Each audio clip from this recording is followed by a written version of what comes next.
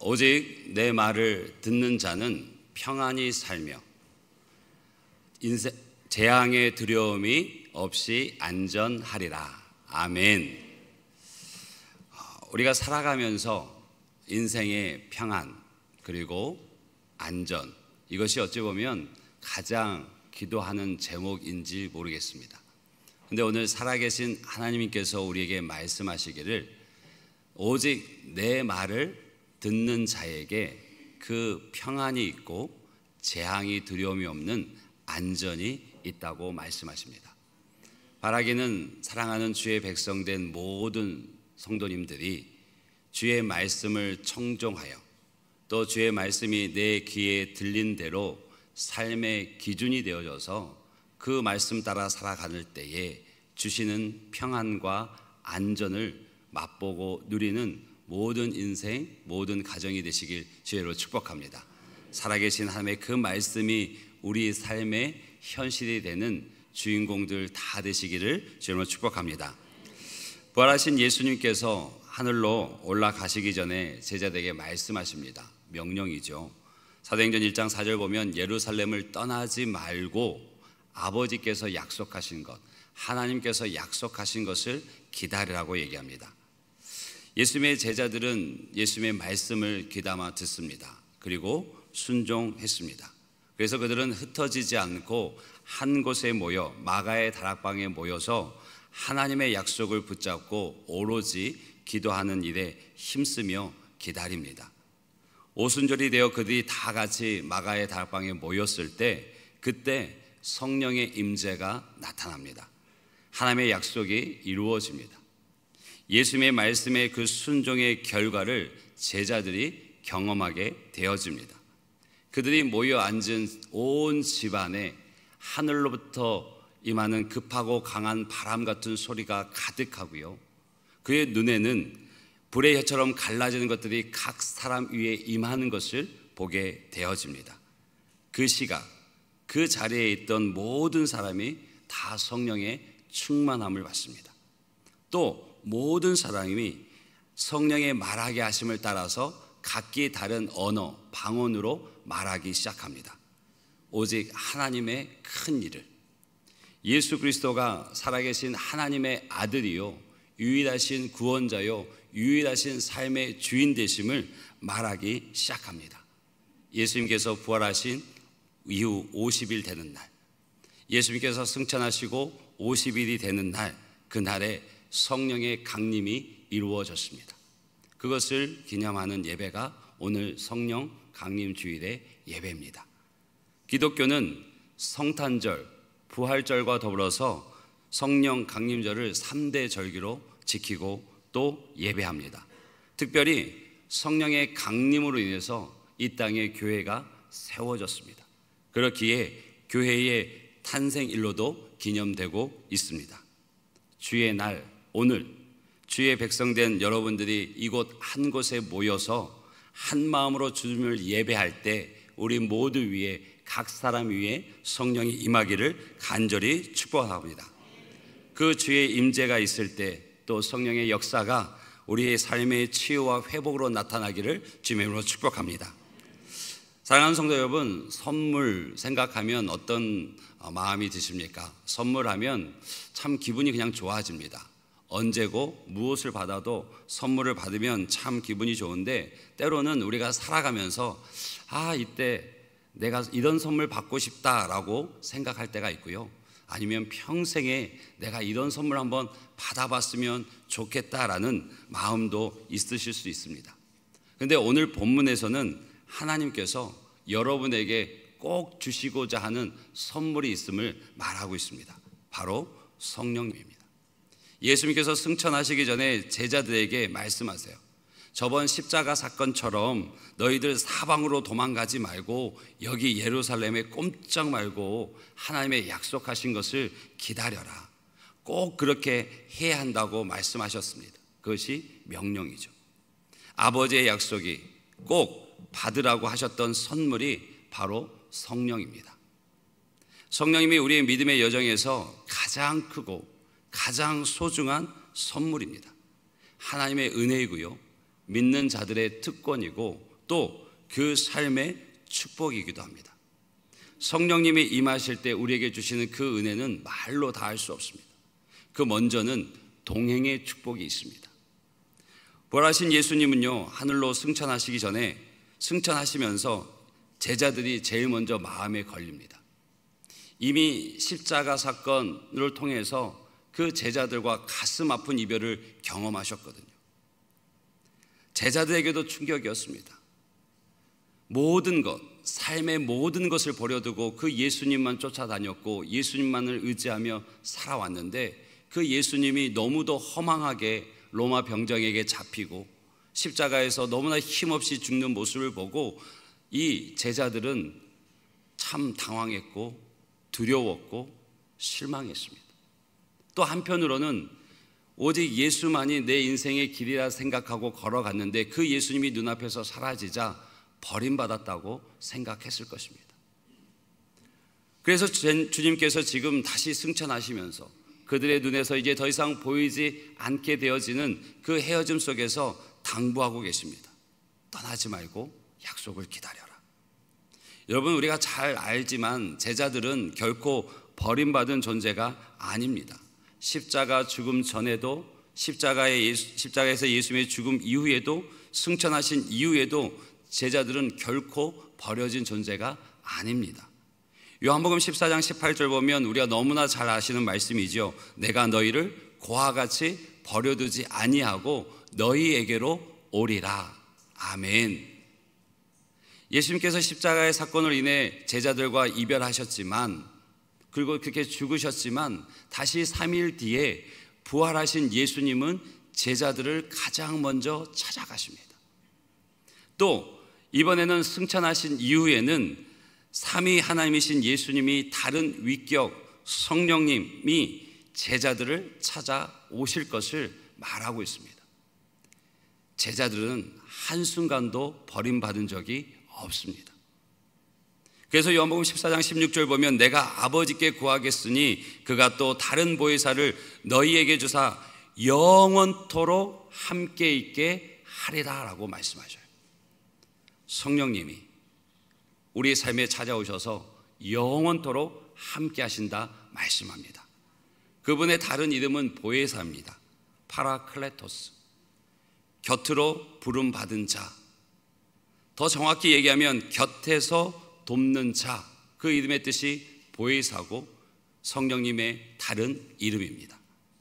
제자들을 곁에 오셔서 제자들을 돕고 영원토록 함께 하시는 이가 보혜사 성령님, 우리 안에 계신 성령님인 줄 믿습니다.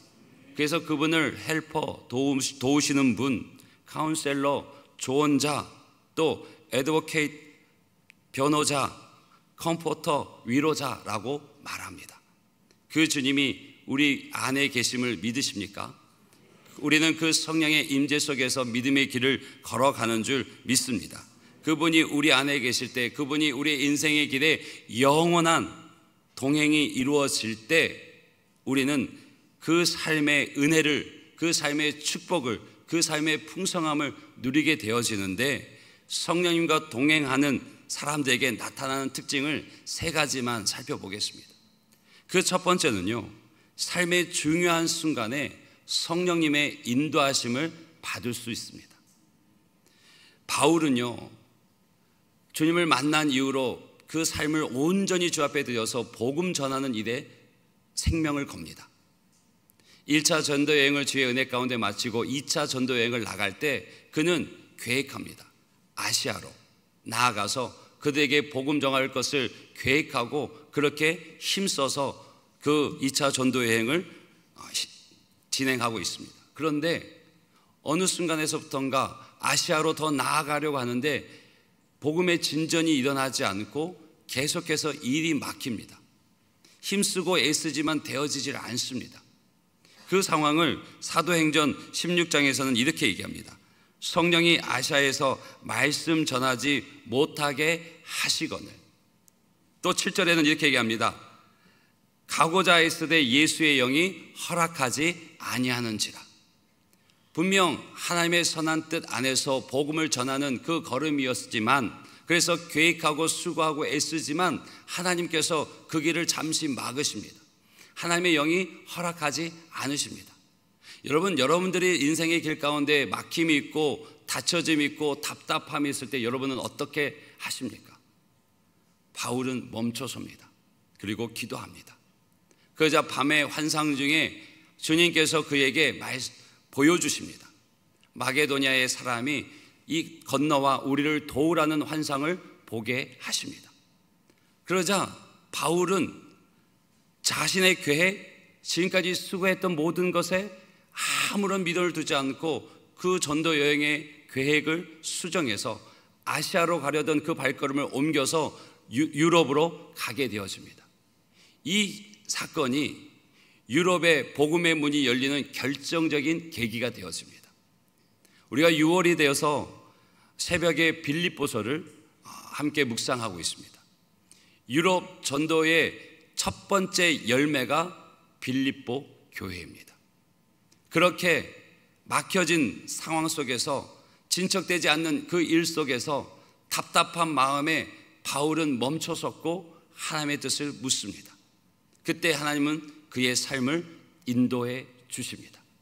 그래서 자신의 계획을 수정하고 자신의 그 뜻한 바도 하나님의 뜻에 온전히 순종해서 그 길을 걸어 하나님 나라 그 복음 사역의 위대한 정점을 찍게 되어집니다. 여러분, 성령님이 우리와 동행하실 때 삶의 그 중요한 순간에 인도하심을 나타내십니다. 두 번째는 죄의 유혹 앞에서 경고하시는 성령님의 소리가 들립니다. 창세기 39장에 보면 내가 어찌 이 큰 악을 행하여 하나님께 죄를 지으리까라는 요셉의 말이 나옵니다. 어떤 상황이죠? 요셉이 형제들에게 미움을 받아서 애굽 땅의 종으로 팔려갑니다. 팔려간 집이 보디발의 집이었어요. 그 보디발의 집에서 인정받아서 가정총무로, 즉 자신 위는 보디발밖에 없고 그 집안에서 가장 높은 자리에서 모든 것을 결정할 수 있는 자리에 오르게 됩니다. 즉 주인의 신임을 받은 거죠. 절대적인 신임을 받습니다. 그런데 문제가 생깁니다. 보디발의 아내가 요셉의 수려한 외모 때문에 마음을 뺏기고 잘못된 생각을 가져서 동침하기를 정말 끈질기게 합니다. 근데 요셉이요, 꿈쩍하지 않습니다.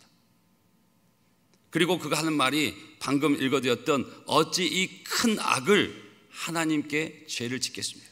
모든 것을 다 허락하셔도 당신만은 내게 허락하지 않았으니 하나님 앞에도 주인 앞에도 내가 죄를 범할 수 없습니다라고 말합니다. 그렇게 거절합니다.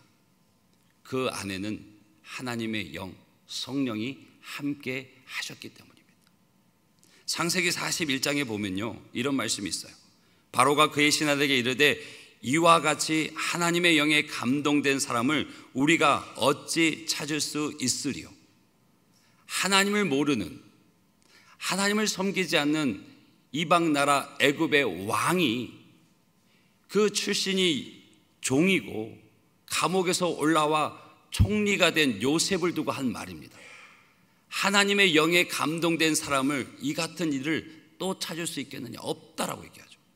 요셉은 하나님의 영에 감동된 사람, 성령과 동행하는 사람이었습니다.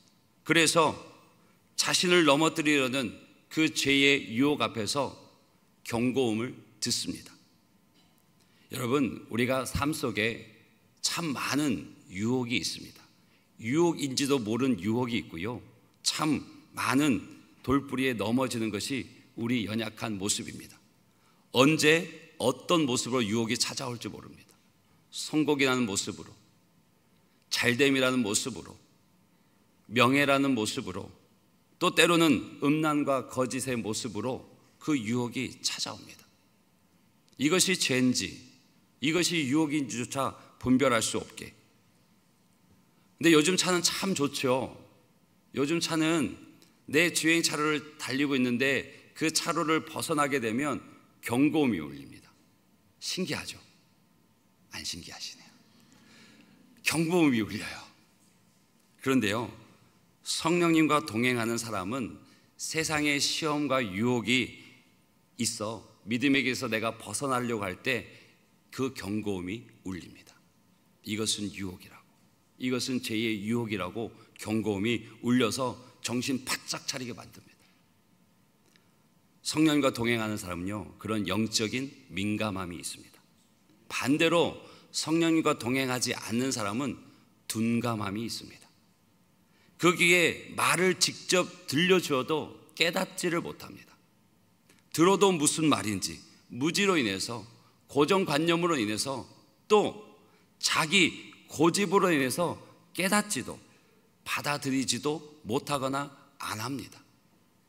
그래서 오죽하면 예수님께서 귀 있는 자는 들을지어다, 영적인 귀를 열고 영적인 민감함을 다시 회복하여서 내 말을 듣고 따라라, 이것이 진리다, 그렇게 말씀하셔요. 성령님과 동행하는 사람은 유혹과 죄 앞에서 영적인 견고음이 들립니다. 우리 모두가 주와 동행하는 자들 되시길 주님으로 축복합니다. 세 번째로, 주와 성령님과 동행하는 이는 힘들고 어려운 이웃에게 먼저 다가가는 성령님의 마음이 있습니다. 바울이 그 복음 사역을 감당하기 전에, 주님을 만나기 전에 그의 삶은 주님과 전혀 관계없는, 주님을 대적하는 너무너무나 악한 사람이었습니다. 그래서요, 예루살렘에 있는 모든 믿는 자를 잡아다가 핍박하고요, 교회에 엄청난 피해를 줬던 사람입니다. 그런데도 그는 그 성이 차지 않았어요. 그래서 대제사장에게 요청해서 내가 다메섹에 있는 예수를 주라 고백하는 이들을 잡아오겠노라고 그 허가서를, 체포영장을 받아서 씩씩거리면서 다메섹으로 걸어가는 중에 예수님을 만납니다. 그 예수님의 그 영광스러운 빛을 만나게 되면서 눈이 가리워져요. 그 시간을 하나님께서는, 성경에서는 기도하는 중이라 말합니다.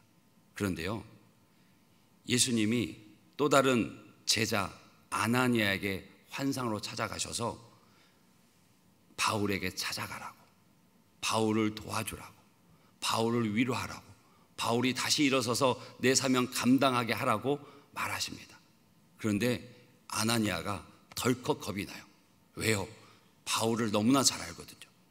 예루살렘에서 어떻게 악랄하게 믿는 사람을 핍박하고 교회를 피해줬는지를 너무나 잘 알고 있었고, 지금 그가 다메섹에 오는 이유가 무엇인지를 알았기 때문에 두렵습니다. 아니, 가기 싫습니다.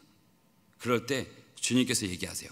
사도행전 9장 15절 보면 주께서 이르시되 가라, 이 사람은 내 이름을 이방인과 임금들과 이스라엘 자손들에게 전하기 위하여 택한 나의 그릇이다 라고 말씀하셔요. 그러자 아나니아가요, 아무 말도 하지 않습니다. 그 말씀에 순종해서 바울을 찾아갑니다. 바울에게 안수하고 성령의 충만함을 명합니다. 그러자 바울이 가려졌던 눈이 열려지고 성령의 충만함을 입어서 그동안 생명 걸고 탄압했던, 그리고 부정했던 예수가 하나님의 아들이라고, 예수가 유일한 구원자라고, 예수가 유일한 우리의 삶의 주인이라고 외치기 시작합니다.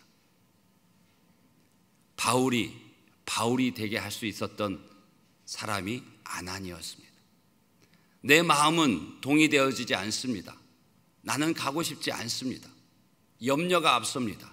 그런데 주님의 말씀을 알게 되어지고 성령의 마음이 부어지니 어렵고 힘든, 가까이 가기 힘든 그에게 먼저 찾아가서 손을 내밀고 함께 기도하고 성령의 충만함으로 주의 일을 이루어가는 동역자가 되어집니다.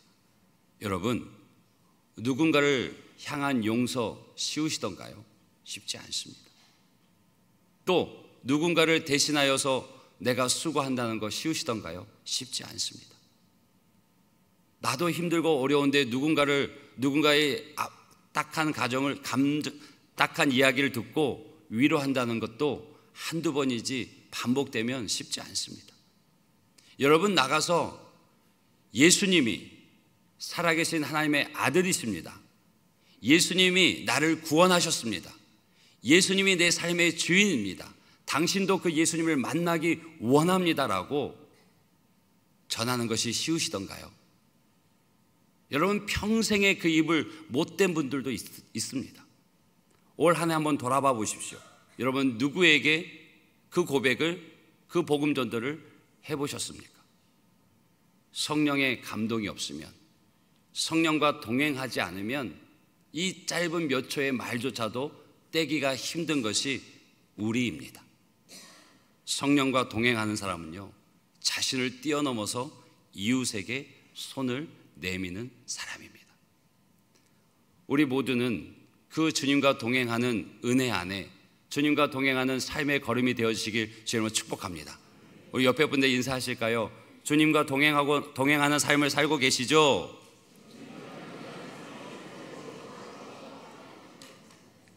굳이 뭐라고 그렇습니다 답하지 않아도 그 얼굴 보면 나오죠.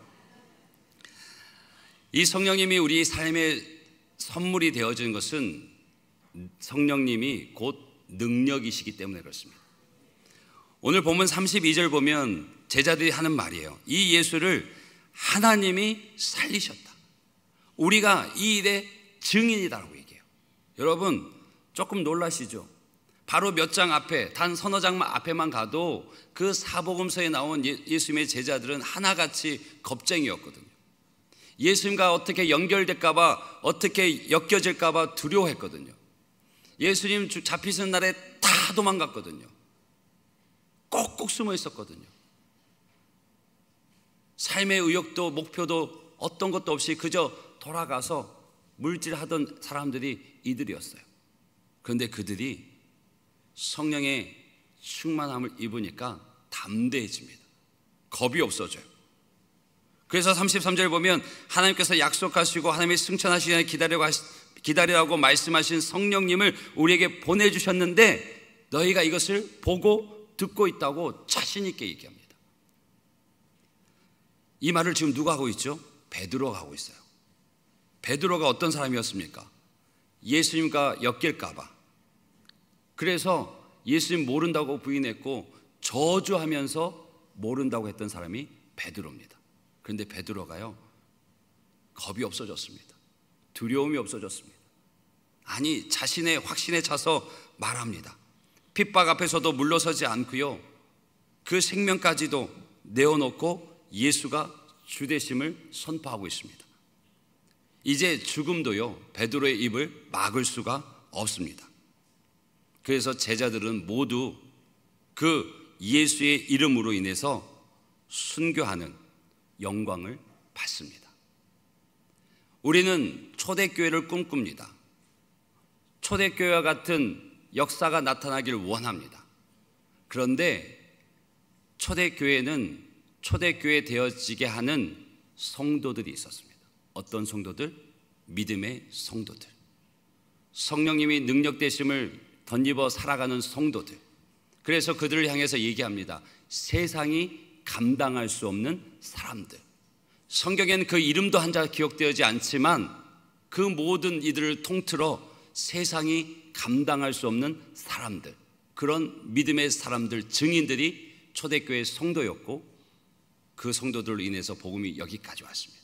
여러분, 주후 200년경에 로마 시대, 그 로마의 믿음의 사람들, 초대교회 성도들이 몇 프로였을까요?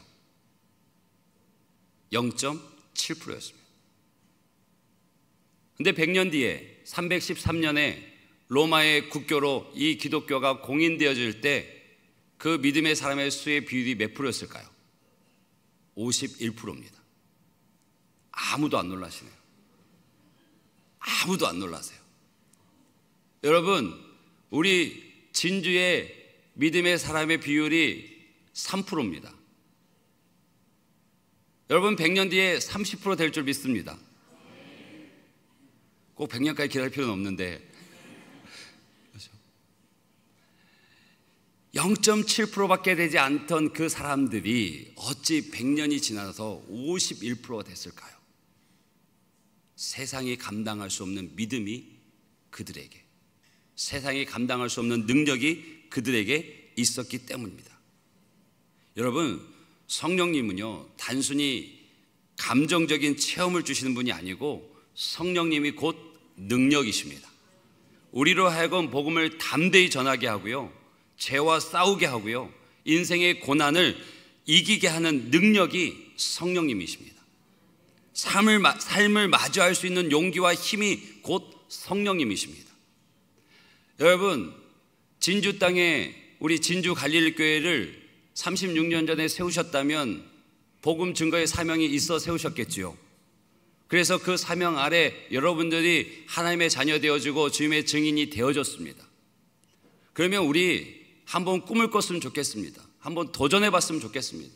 한번 부르짖어 기도했으면 좋겠습니다. 주님, 진주 땅의 1%를 책임지게 해 주십시오.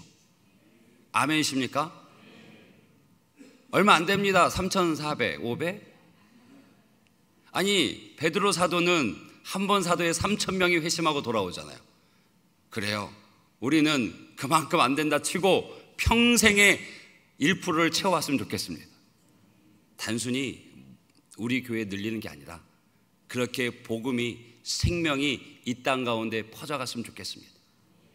목요 전도대 그 몇 명 안 되는 30명, 40명이 모여서 더우나 추우나 전도하러 나갑니다. 이유가 뭘까요? 목표는 딱 하나입니다.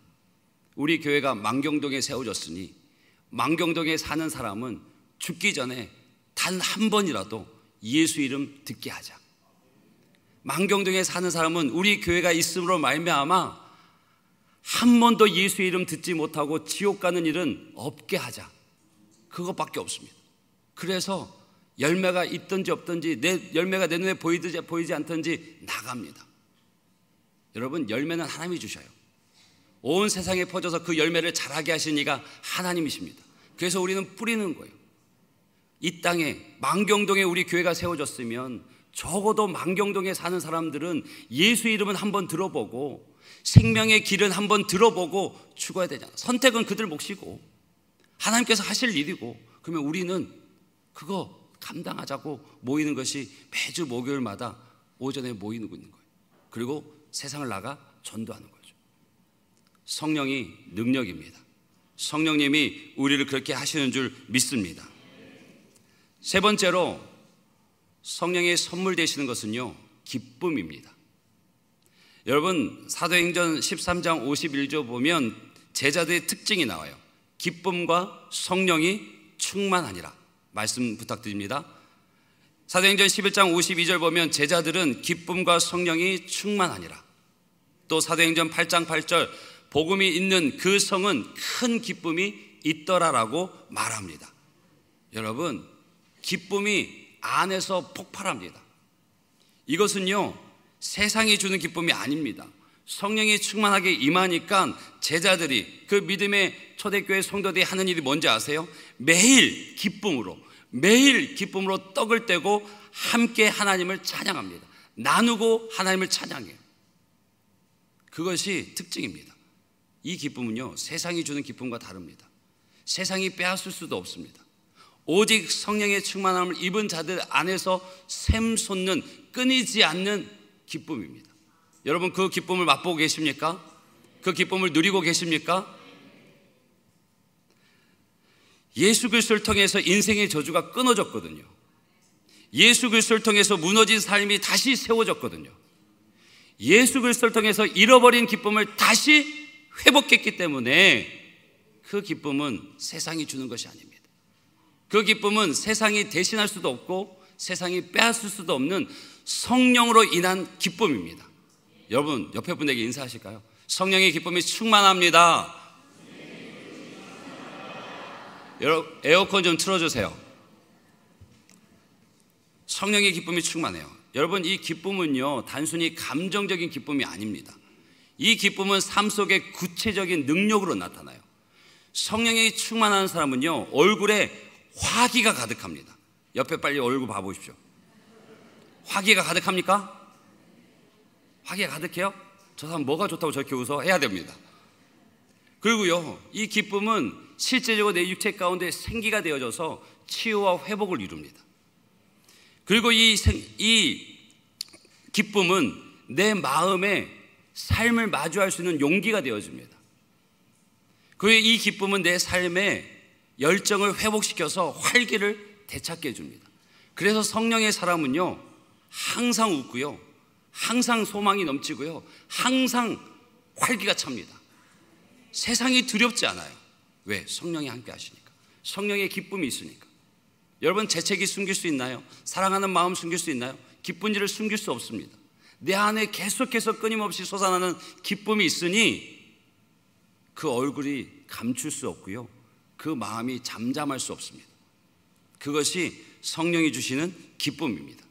그 기쁨을 다 맛보고 다 누리고 그 기쁨을 증거하는 우리 모두가 되길 주님을 축복합니다.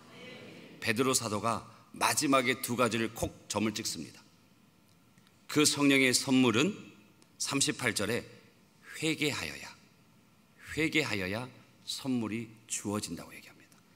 여러분, 우리의 삶에 회개할 일들 막상 떠올려 보면 잘 기억나지 않습니다. 저는 종종 이런 생각합니다. 그리고 묻습니다. 여러분도 아마 그러신 분들이 있을 텐데요, 이렇게 저한테 묻습니다. 야, 조용광, 너 지금 잘 살고 있는 거 맞아? 물어봅니다. 하나님께는 좀 더 겸손하고 공손하게 묻습니다. 하나님, 저 잘 살고 있나요? 왜 그럴까요? 왜 이런 질문을 저에게 또 하나님 앞에 할까요? 내 주어진 삶에 정말 자신을 다해서 믿음으로 살기를 원하는데 아무리 애쓰고 또 기도해도 결단해도 대부분 돌아보는 제 매일의 삶이 잘 모르겠어요. 잘 살고 있는지. 잘 살고 있는지 모른다고 말하는 건요, 유리처럼 제 마음이 상처 입을까 봐, 유리 같은 제 마음이 상처 입을까 봐 애들로 말하는 거고 잘 못 살아요. 하나님 보시기에 하나님, 저 오늘 이렇게 잘 살았어요 라고 못 하더라고요. 대부분 매일 실수하고요, 조심하지만 유혹의 돌불에 넘어져서 또 까지고 그러면서 또 후회하고 눈물 짓고 한숨을 내쉬더라고요. 그러니까 하나님 앞에 나아갈 수밖에 없어요. 내 모습을 내가 아니까. 하나님의 긍휼하심을 구할 수밖에 없고 회개할 수밖에 없고, 부족해서 연약해서 넘어지고 상처 입고 쓰러지고 있는 내 모습을 하나님 앞에 그대로 고백할 수밖에 없고, 그래서 힘 주시길 바라고 그렇게 용서를 구하는 거죠. 여러분, 회개를 위한 첫걸음은 하나님, 저 지금 잘 살고 있나요? 라고 물으시는 거예요. 그러면서 자신의 삶을 돌아보고 자신의 실수, 실패, 숨기려 하지 말고 하나님 앞에, 하나님 앞으로 나아가는 거죠. 그것이 회개입니다. 넘어졌으면 주님 앞에 엎드리고 다시 일어나면 됩니다. 혹 믿음의 길에서 벗어나서 달리고 있다면 다시 하나님께로 방향을 돌리면 됩니다. 이것이 회개입니다. 그럴 때 주님께서 우리에게 왜 그랬냐고 추궁하지도 책임을 묻지도 않으시고 않으세요. 있는 모습 그대로 받으세요. 죄를 용서하십니다. 이게 생명을 얻는 회개예요. 회개가 우리 가운데 있기를 원합니다. 때로는 알면서도 상황 때문에, 내 연약함 때문에 지은 죄, 때로는 모르고 지은 죄, 젊은 날에 지은 죄, 그 모든 죄들이 하나님과 나 사이를 가로막고 있다면 성령의 기쁨은 점차 마르게 되어집니다. 그리고 우리는 기도해야 됩니다. 하나님의 선물인 성령님을 받기를 기도해야 됩니다. 제자들이, 믿는 자들이, 하나님의 약속을 들은 자들이 한 곳에 모여서 뭐 했겠습니까? 오로지 기도했습니다. 성령이 임하기를, 그 약속하신 것이 내게 주어지기를 오로지 기도했습니다. 누가복음 11장 13절 보면 너희가 악할지라도 좋은 것을 자식에게 줄 줄 알거든 하물며 너희 하늘 아버지께서 구하는 자에게 성령을 주시지 않겠느냐라고요. 성령을 주시겠다는 얘기죠. 구하면, 간구하면, 갈망하면 내가 주겠노라고. 이 성령을 주고 너와 동행하고 너에게 능력이 되어지고 너에게 기쁨이 되어 주겠나라고 약속하시는 거죠. 이 약속이 38절 보니 너희에게 너희 자녀에게, 주께서 부르심을 입은 자들에게 주신다는 거예요. 첫 번째가 누구요? 우리에게, 그리고 우리 자녀에게, 그리고 주께서 택하신 부르신 자들에게 주시겠다고 약속하셔요. 여러분, 우리가 세상을 살아가면서 참 많은 것이 필요하고 또 주님께서 참 많은 것을 주셨습니다.